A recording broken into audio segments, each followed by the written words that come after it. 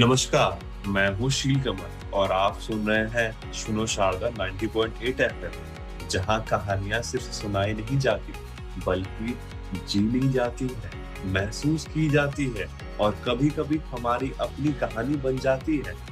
तो दोस्तों, आज की कहानी कुछ ऐसे इंसान की है जिसे देखकर शायद आप पहली नजर में हीरो नहीं कहेंगे। ना फिल्मी स्टाइल, ना चमकदार शुरुआत, ना कोई फिल्मी परिवार, लेकिन अगर अभिनय को सच में महसूस करना हो तो उस इंसान का नाम अपने आप सामने आ जाता है। आज की कहानी है एक ऐसे लड़के की जिसने सपने तो बड़े देखे लेकिन रास्ता उसे भी बड़ा निकला। बिहार का एक छोटा सा गांव, सुबह की शुरुआत खेतों की खुशबू से होती थी, मिट्टी गीली होती थी, हवा में सादगी होती थी और जिंदगी बहुत साधारण। वही एक बच्चा था जो बाकी बच्चों की तरह सिर्फ खेलता नहीं था, वो लोगों को देखता था। किसी का गुस्सा, किसी की हंसी और किसी की चाल, किसी की चुप्पी।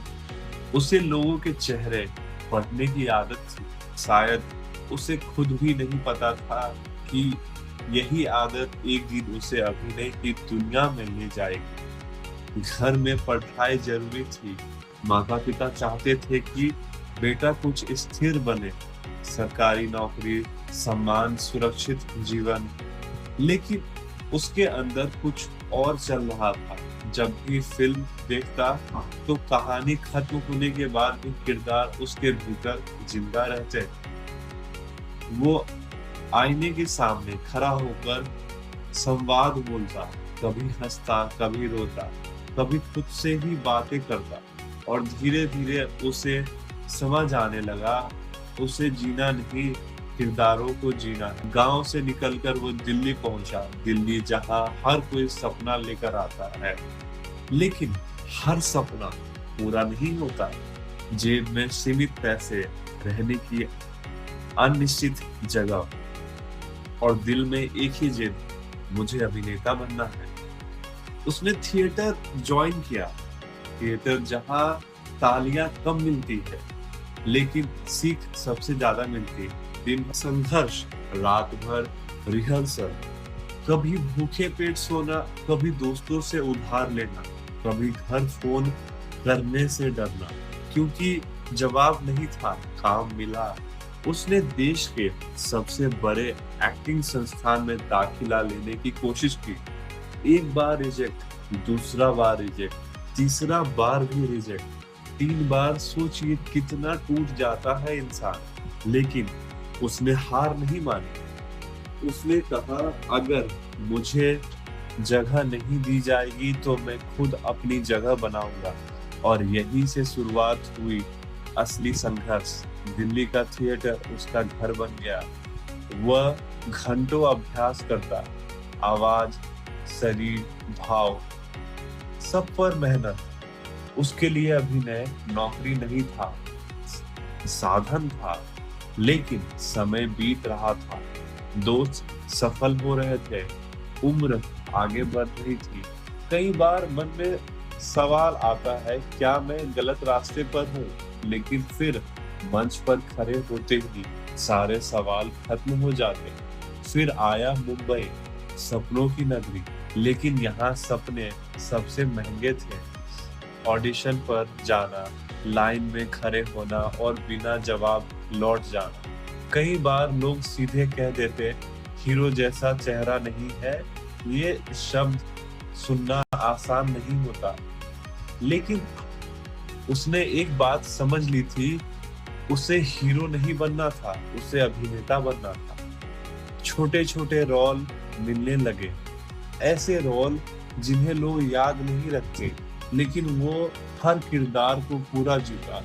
स्क्रीन पर 2 मिनट भी मिले तो उन 2 मिनट में पूरी सच्चाई भर देता।